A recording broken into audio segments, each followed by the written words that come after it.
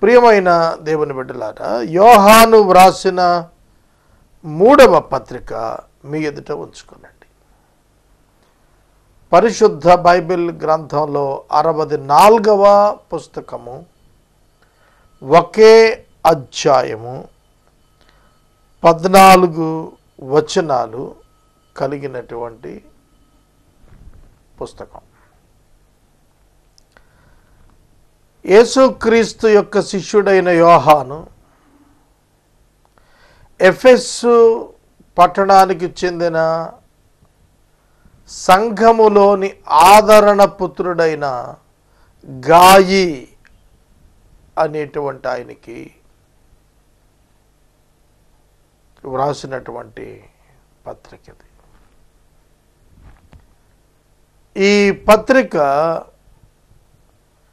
క్రైస్తవ్యములో ఉన్న ప్రతి ఒక్కడు ఎట్టి ప్రమాణములు కలిగి హాస్పిటాలిటీ ఆతిథ్యం ఇవ్వాలో చెప్పబడింది. Discipline of the Christian life, క్రైస్తవ జీవితం యొక్క క్రమశిక్షణ పద్ధతులు చెప్పడానికి, లిమిటెడ్గా చెప్పడానికి రాశాడు. గాయని ఎంకరేజ్ చేయటానికి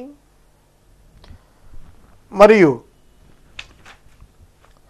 థియోత్రెఫే అనే అతనిని గురించి ఖండించటానికి దేమేత్రి అనే వ్యక్తిని మంచి సాక్ష్యం గలవానిగా స్థిరపరచడానికి ఈ యొక్క ఉత్తరాన్ని రాశాడు.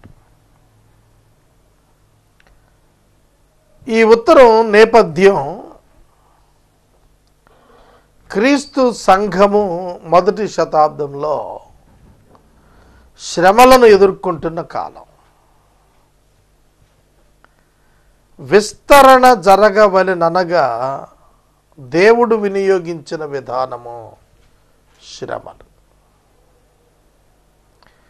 బైబిల్ గ్రంథం అంతా కూడా మీరు చూడండి.